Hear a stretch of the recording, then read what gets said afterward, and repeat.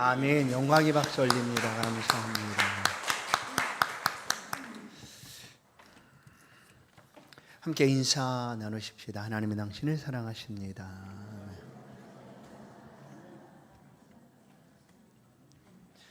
주님께 드릴 나의 것이라는 제목으로 말씀을 함께 나누겠습니다. 지난 한 주간도 또 수고의 자리에서 땀 흘리시고 애쓰신 우리 성도 여러분, 복되고 거룩한 날 성도로서 하나님을 예배하는 자리에 이르게 되는 것, 또 하나님을 예배하는 이 시간, 하나님의 은혜와 축복이 성도들의 심령 속에 늘 가득하기를 주의 이름으로 간절히 축원합니다.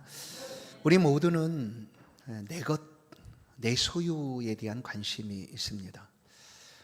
내 것을 얻기 위해서 땀 흘립니다. 계획하고 또 수고하고 애를 씁니다.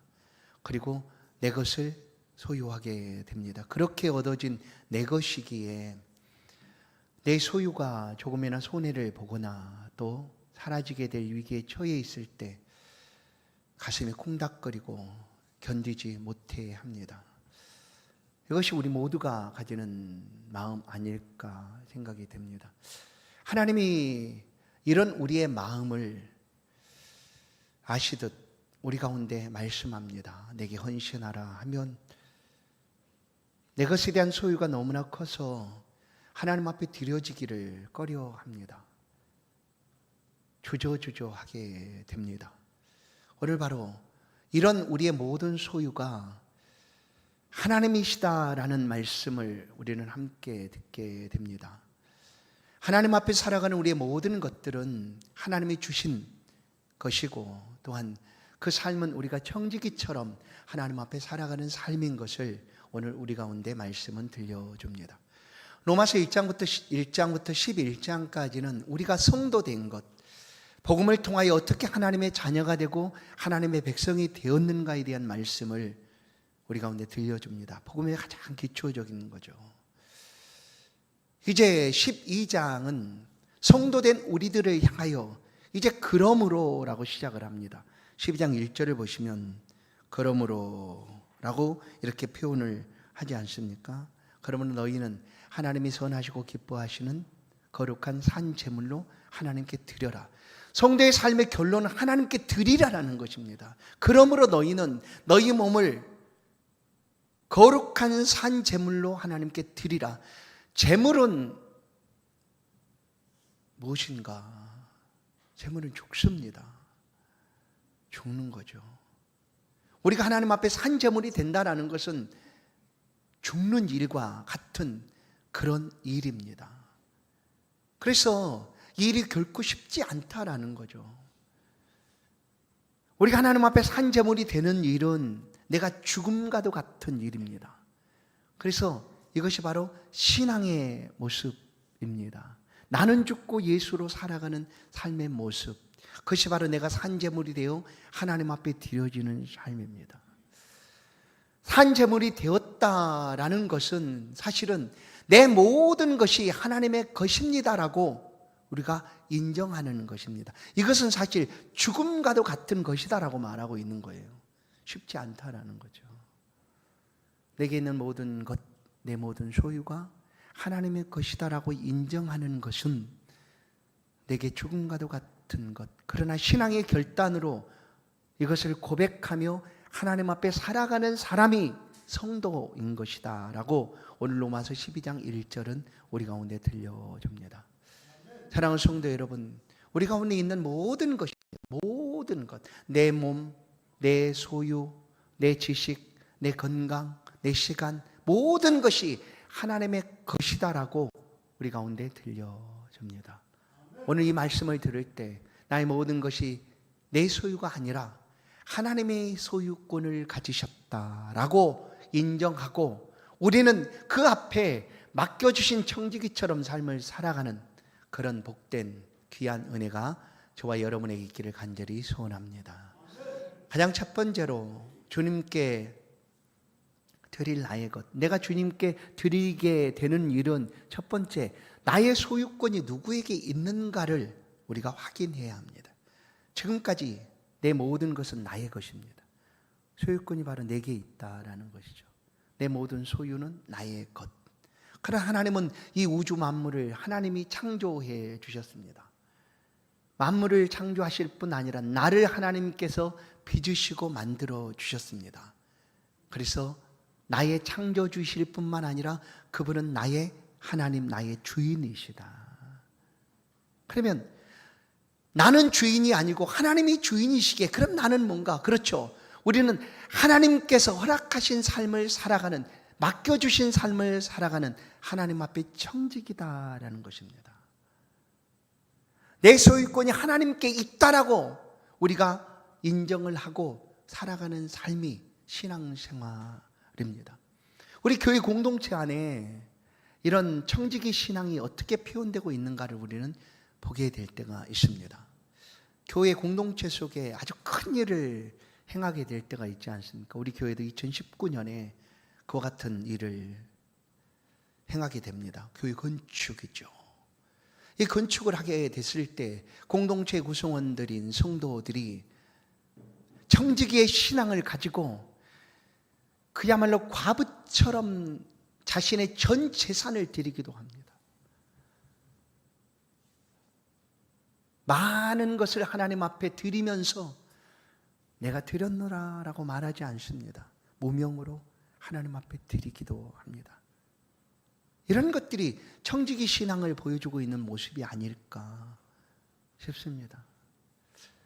성경 속에서도 다윗이 하나님 앞에 아무도 생각하지 않았던 그 일을 하게 됩니다.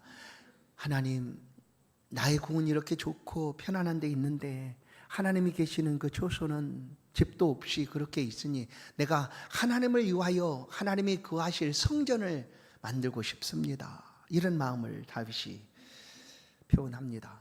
그래서 하나님이 막습니다.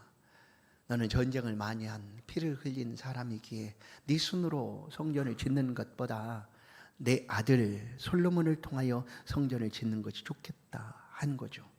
그래서 다윗이 그가 그동안 쌓아왔던 모든 재물, 모든 것들을 아들 솔로몬이 성전 건축을 위하여 준비하게 될 때 하나님 앞에 드립니다. 그가 가진 모든 것들, 일평생 쌓아왔던 모든 것들을 하나님 앞에 아낌없이 올려드립니다. 이 모습을 본 이스라엘 백성들도 솔로몬 성전 건축을 위해서 특별히 지도자들 그리고 이스라엘 백성들이 자원하여 그들이 가진 것들을 하나님 앞에 올려드립니다. 이 모습이 어떻습니까? 청지기 신앙이죠. 그런데 이 고백을 우리는 성경 속에서 이것이 청지기 신앙이었다라는 고백을 우리가 함께 만날 수가 있습니다. 역대상시 29장 14절에 보면 나와 내 백성이 무엇이기에 이처럼 즐거운 마음으로 드릴 힘이 있었나이까. 모든 것이 주께로 말미암아 싸우니 우리가 주의 손에서 받은 것으로 주께 드렸을 뿐이니이다. 아멘. 이게 청지기 신앙이다라는 거예요. 뭐라고 얘기합니까? 즐거운 마음으로 드릴 힘이 우리 가운데 어찌 있었겠습니까? 우리 가운데. 그러나 하나님께서 모든 것을 주께로부터 말미암아 싸우니 나에게 있는 모든 것은 주님께로부터 비롯된 것이니 우리가 주의 손을 받은 것을, 주의 손에서 받은 것을 주께 드렸을 뿐입니다 라는 고백이에요. 받은 것을 돌려드렸을 뿐입니다. 뭡니까? 청지기죠. 청지기.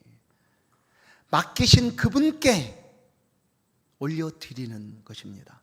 그렇게 다윗이 자신의 모든 것을 주님께 드리고도 그의 고백은 내게 받은 것을 주께 드렸습니다 하는 청지기 신앙의 고백이었습니다.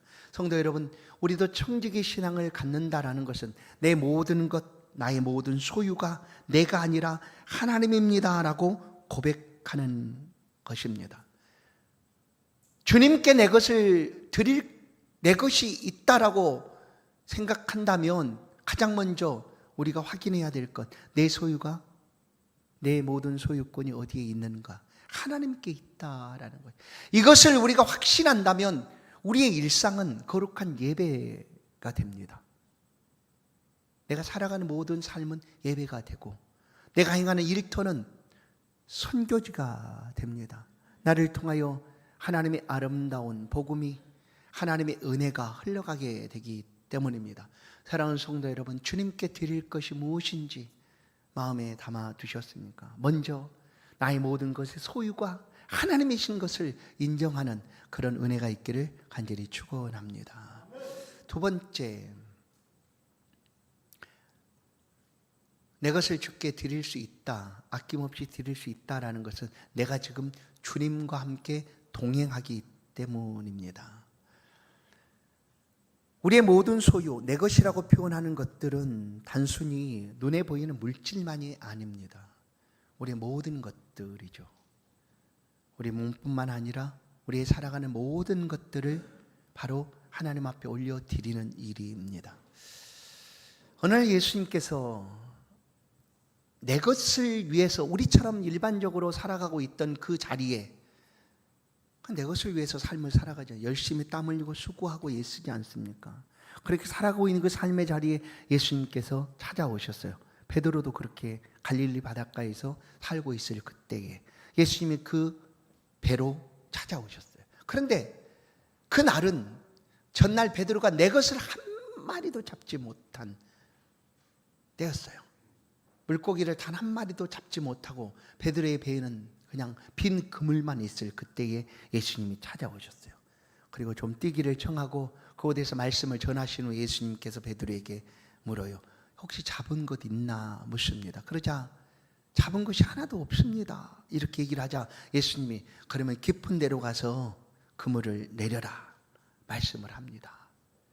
그때 베드로는 지금까지 자기가 가져왔던 내 것이라고 여기왔던 모든 것들을 주님께 드리는 순간이 됩니다. 베드로는 그 갈릴리 바닷가에서 어부였죠. 그리고 고기를 누구보다 잘 잡는 그런 사람이었습니다. 경험도 쌓였고 고기를 잡는 지식도 지혜도 가득했던 베드로였습니다. 그런데 주님이 그렇게 말씀하자 베드로는 자신이 가지고 있었던 자기의 것 모든 것을 주님께 올려드리며 고백합니다. 말씀에 의지하여 내가 그물을 내리겠습니다.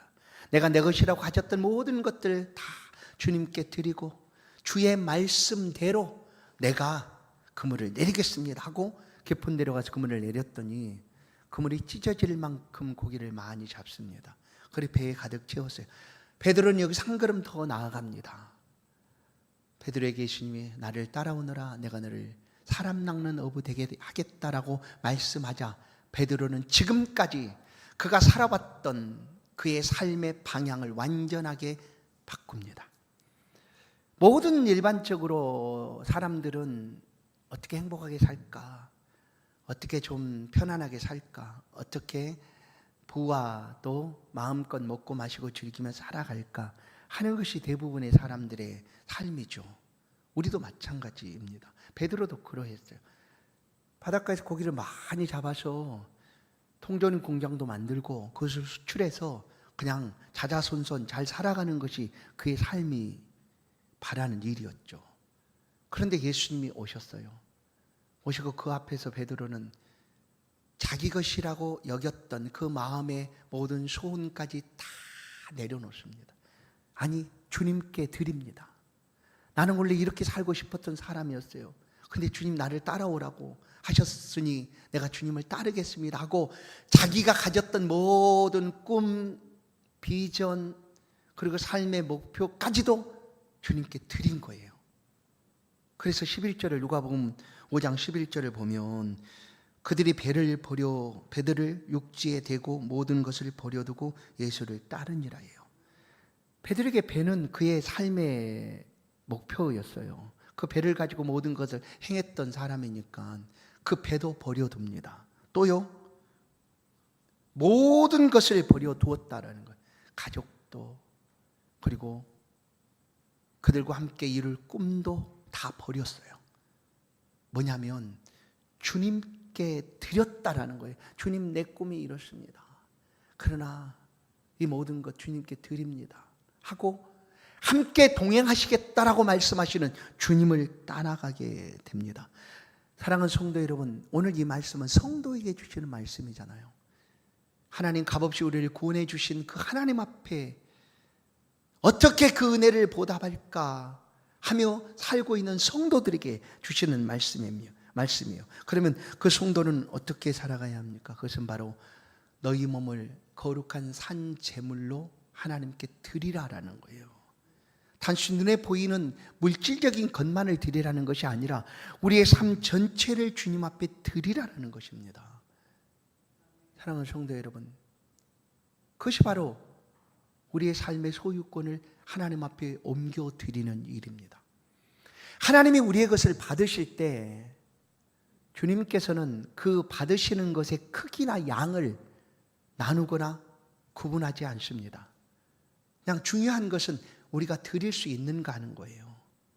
내 것이라고 지금까지 여기 왔던 그것들을 주님 앞에 드릴 수 있는가 하는 거예요. 그것을 주님은 보신다라는 거예요. 크거나 작은 것. 근데 우리는 드릴 때 우리 스스로 제한합니다. 어떻게 제한하는가 하면 너무나 작네. 이까짓 거 무슨 도움이 되겠어?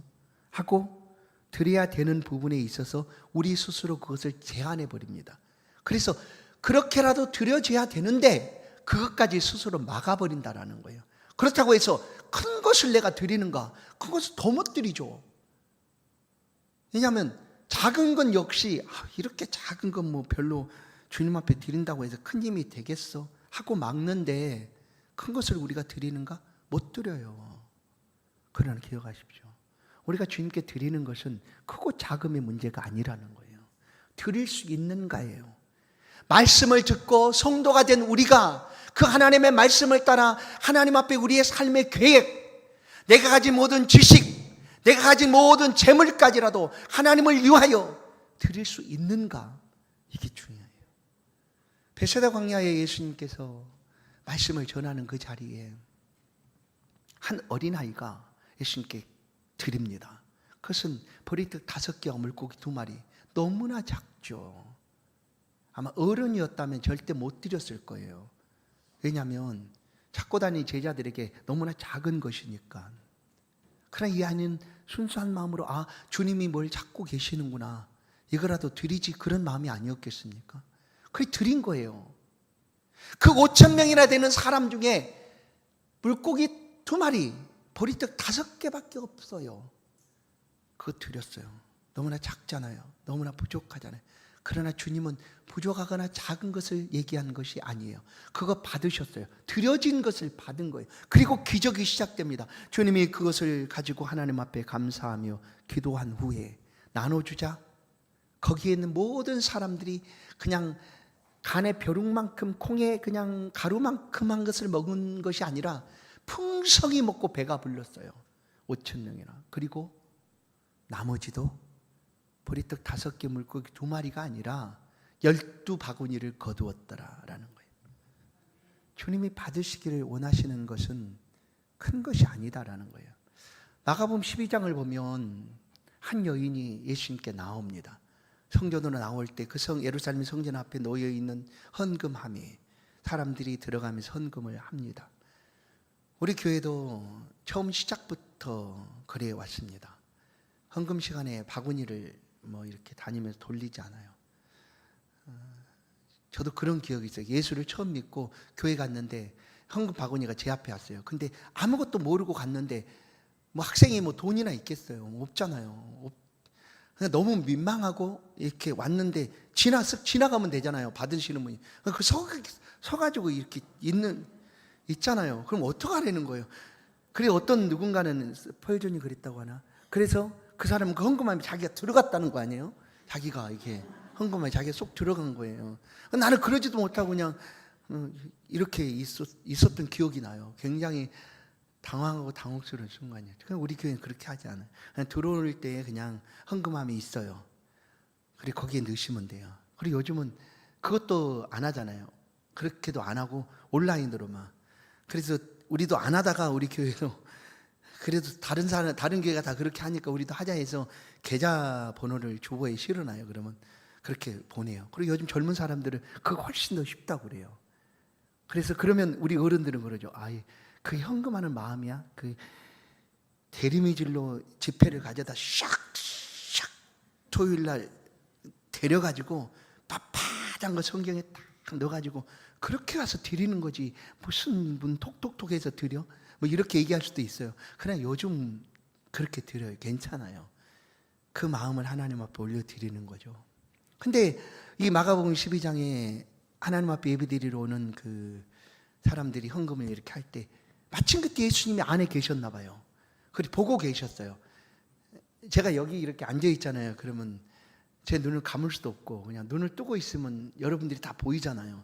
들어오는 모습도 다 보이잖아요. 거기까지만 이렇게 다 보여요. 예수님도 보셨어요.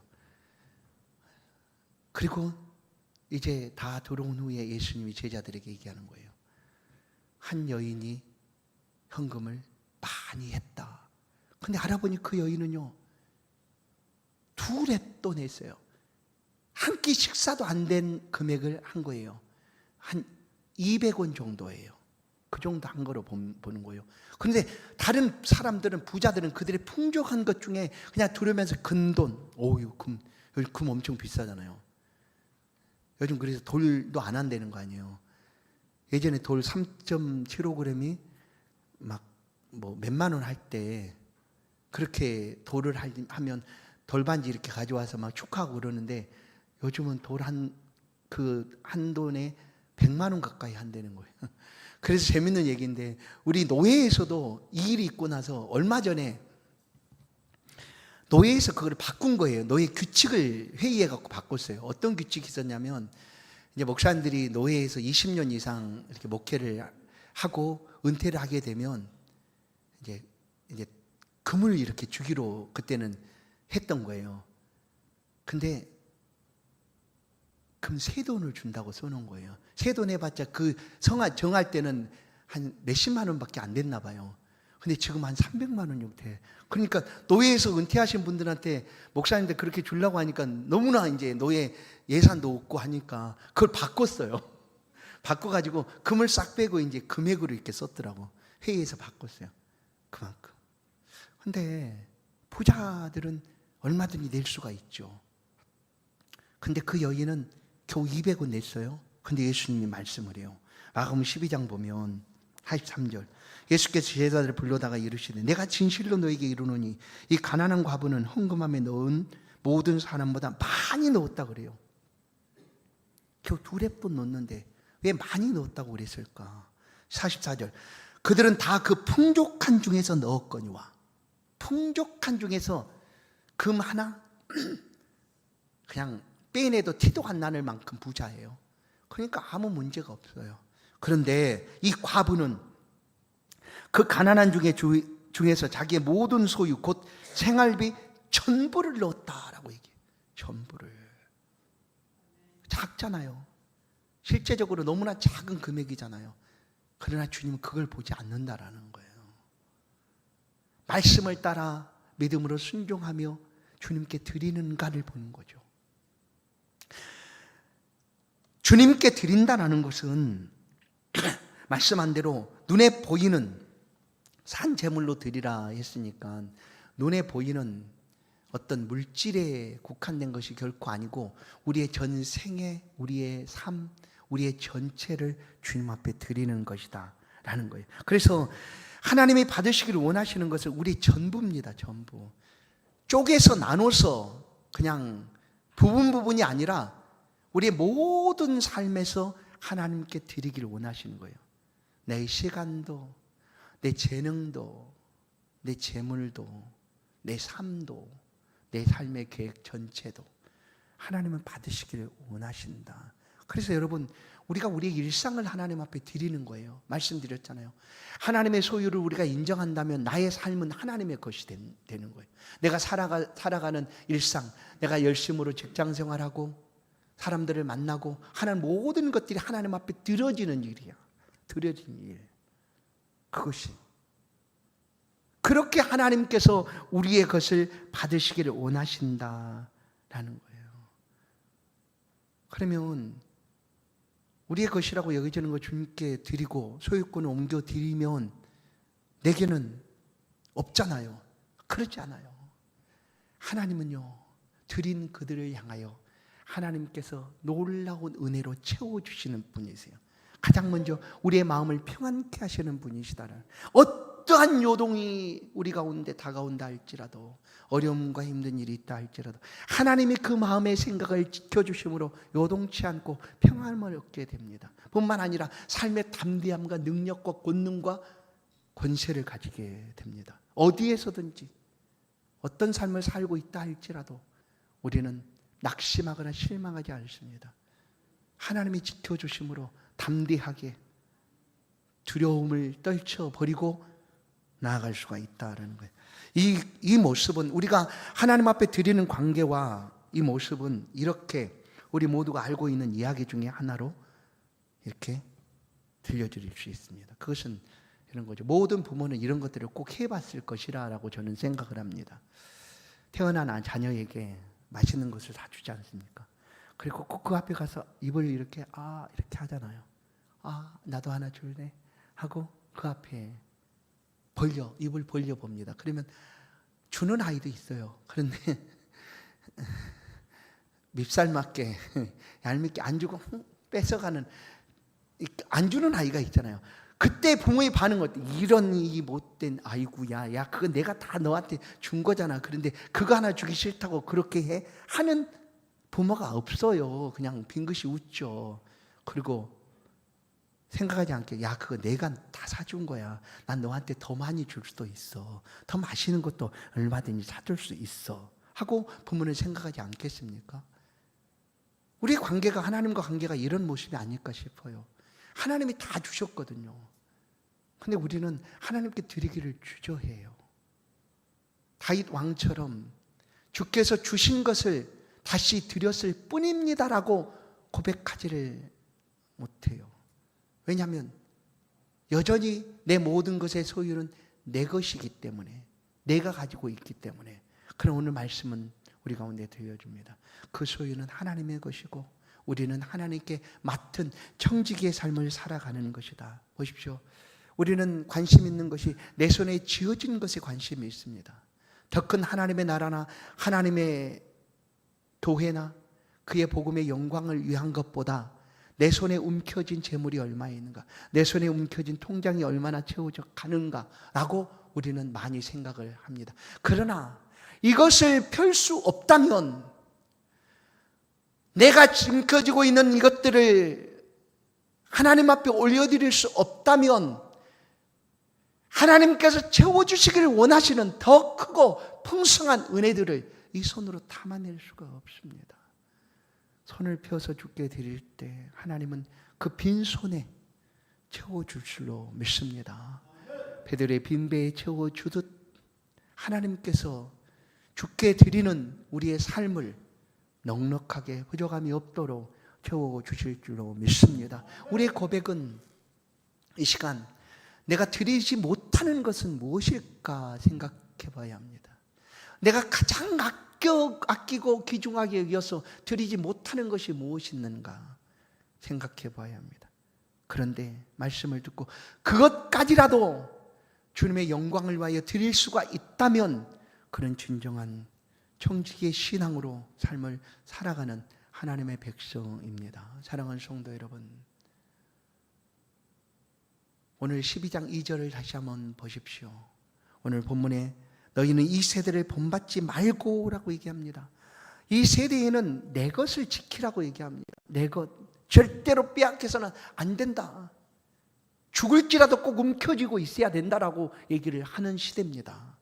그러나 하나님의 말씀은 이 시대를 본받지 말고 마음을 새롭게 함으로 하나님의 뜻을 분별하도록 하라. 하나님의 뜻은 무엇입니까? 주님께 드리라는 것입니다. 그리고 그 드려진 것들을 통하여 아무도 할 수 없는, 교회만이 할 수 있는 일들을 하라라는 것이죠. 교회 주신 복음이 있습니다. 교회만이 할 수 있는 이 복음을 전하는 일에 그 드려진 모든 것들이 쓰임받도록, 사용될 수 있도록 주님 앞에 드려보십시다. 드릴 수 없었던 것까지라도 이 말씀을 마음에 새기고 드릴 수 있다면 그 성도의 삶의 자리는 하나님이 채워주시는 평안과 풍성함의 은혜로 더 가득 채워질 줄로 믿습니다. 오늘 우리가 이 일을 행해 나가십시다. 그리고 우리 임마누엘 교회가 주님 앞에 그렇게 쓰임 받기를 간절히 소원합니다. 말씀을 믿고 살아가는 성도들의 앞에 하나님 주시는 풍성한 은혜로 늘 채워지는 그런 복된 은혜가 있기를 간절히 소원합니다. 하나님 감사합니다. 나의 것을 고집하던 자리에서 하나님께 우리의 모든 소유권을 올려드립니다. 주여, 또다시 베풀어 주신 그 은혜를 붙잡고 한 걸음 한 걸음 나아갑니다. 그리하여 우리 일상 예배가 되게 하시고 우리가 삶을 살아가는 모든 터전이 주의 복음이 전해지는 선교지가 될 수 있도록 우리를 써 주옵소서. 우리의 드리는 것이 작을지라도 그것들을 통하여 교회만이 할 수 있는 그 귀한 일들을 감당해 나가는 우리 임마누엘 교회 모든 권속들 다 되도록 은혜 베풀어 주옵소서. 예수 그리스도의 이름으로 기도하옵나이다. 아멘. 찬송 480